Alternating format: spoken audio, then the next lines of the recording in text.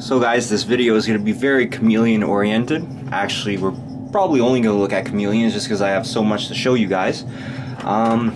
So finally our veiled chameleon clutch hatched. The pairing was a translucent, or sorry, I should say a super translucent or super transpied. I still don't really know what people want to call these things, but basically the chameleons with pied markings, the veiled chameleons with pied markings on their face, that's a super form. And then you have the co-dominant, which is just basically regular looking veiled chameleon, a little bit more turquoise I find, and just little patches of white on the feet. So really it works like, let's say, any kind of recessive gene, except the hets to make that tend to have markers on them. So just little markers, nothing much else different between a regular veiled chameleon and a pied chameleon, or I guess they would be het pied chameleons. Anyways, basically we'll say this is just a co-dominant form, and up there is a super form. So the breeding was super to just the co-dominant form. So basically we couldn't produce any regulars from this clutch because the male is a super, so already all the babies would at least be like this female here. But because she is also the co-dominant form, it should be about a 50-50 split. Everything should be either the co-dominant form of this gene or the super form of this gene. So as you guys can see, we have a lot of babies here. Very important to notice, we only have a heat bulb on these guys. When baby chameleons are first born, you don't want to put them under UV right away because it could actually harm them. We did this once and actually their eyes were closed and they seem to be even a little bit burnt by the light. So we're gonna wait at least a week before we put these guys under some UV. Now I'm just gonna grab one of these guys here so we can take a look at them. Can't really see too much there, eh? See if that helps. That noise right there is actually the Mist King coming on, spraying the crested geckos. But here is one of the babies that is just going to be the co-dominant form of this gene. I'll put this little dude back. And now we'll grab one of the supers. This guy is a super here. He's actually a little bit smaller, this one. What's interesting is that these guys hatched quite a bit apart from one another. It was all one giant clutch, but we still have babies that have yet to hatch out. And the first baby actually hatched out about 10 days ago. So that's really weird. Normally when we hatch these guys, they all tend to hatch within 3 days of each other. But we're still getting babies, so this is like a younger one. And obviously the babies don't feed right away. But I could see there's a couple poops in this cage, so the first babies have already been eating, and what we're actually feeding them is fruit flies at this size. They could also go for pinhead crickets, but for the size of the prey item, the fruit flies tend to be a bit better for them, a little bit higher in nutrients. So let's actually take this little guy right here, and I have to be really careful actually, because veiled chameleons are known to be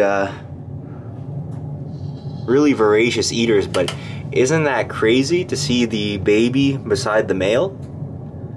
To know this baby will one day grow up to be this guy, and actually very quickly. The difference between these guys is not even a year. This dude wasn't even a year when I bred him, or we bred him. And yeah, just the size of this little thing. And again, I gotta be careful here because he may decide to stick his tongue out and grab this little baby and eat him. Voracious eaters, these guys. They'll eat pinky mice sometimes. They are insectivores though, so you don't really want to do that too often if you don't have to. If anything, if you feel like feeding rodents to your chameleons, I would only feed them to the females, just like with any kind of gecko. any kind of lizard, females that are producing eggs, especially as many eggs as chameleons will produce, because that was one clutch of 50 babies basically. They're going to use a lot of their calcium reserves, and sometimes to boost those reserves back up, you want to feed something that's high in calcium. But there's other options too. Instead of feeding pinky mice, you could feed like Goliath worms or silkworms, or even butterworms, just to say. But yeah, we got a bunch of these. If anybody's interested in these guys, because the males are just awesome looking creatures, but if anybody's interested in these guys, let us know. Half of these guys are already probably feeding, and what's ever not feeding will be feeding within a week. You typically don't have any problems with baby veiled chameleons. Right now, you can see they're on sphagnum moss. We want to keep the humidity up as high as we can in this room. We're still in summer up here in Quebec, so the humidity is pretty good in this room. Also have a humidifier right there, and we're spraying once a day because chameleons, obviously, they don't drink from standing water. If you guys have questions about chameleon care, well, I have a video up basically going over the care of chameleons.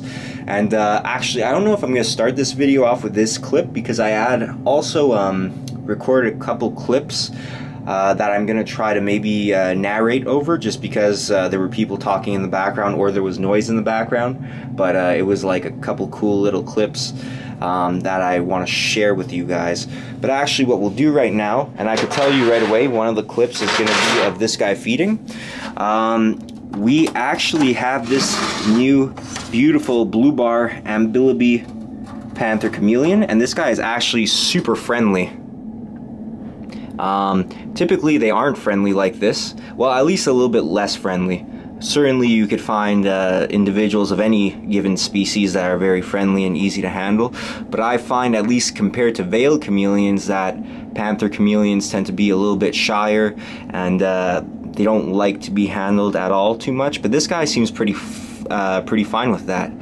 Now, this guy, I guess, I don't know if you want to say he has a sad story to him, but this guy, and remember, I live in Quebec, Canada, this guy was found outside in a tree, if you could believe that.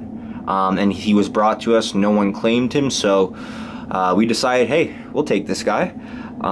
Actually, one of our stores that's like a couple cities over is where this guy was brought in. So what's cool about that is that I don't know if I had a video up of her, but this is the lone surviving egg of the panther chameleons we used to have. This female here. So this is a female panther chameleon that we produced that we still hadn't sold. So it worked out quite nicely, obviously, because she is at the size where she's ready to breed. And you can see she is not as friendly as he is, but there you go. And for those of you who have never seen panther chameleons before, you might be like, wow, why is she basically just beige with a little bit of pink? Well, obviously in the panther chameleons, the sexual dimorphism is huge. The females, while they are quite nice, I find at least, because look at that contrast as the bands get a little bit brighter, they just don't compare to the males. I mean, the males are just ridiculous looking. So hopefully we'll have some baby panther chameleons and we'll have more success this time. Last time we were using a male that we bought that was already pretty old. We actually only had him for a year.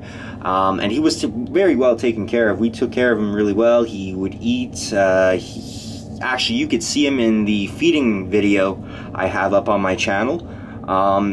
But he was old, and he was much bigger than this guy. Another telltale sign that he was probably a bit old, just because he was very big for a panther chameleon, and most reptiles grow throughout their lives, so just an indication of how old he was.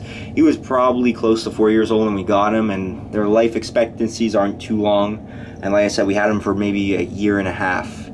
And then that female we had, because she was bred, she lived to just about her life expectancy also. That's one thing that sucks about chameleons, is that especially when you breed them, they don't tend to live that long, but they already have quite short lifespans anyways, you know, typically living a maximum of 5 to 6 years. So anyways, Look at these beautiful babies. They grow so fast. They could be the size of those males that we have here in probably 8 months. They're just eating machines, and they'll grow very, very quickly. And we have lots of them for sale, and we have a lot of the super form, which is just insane looking.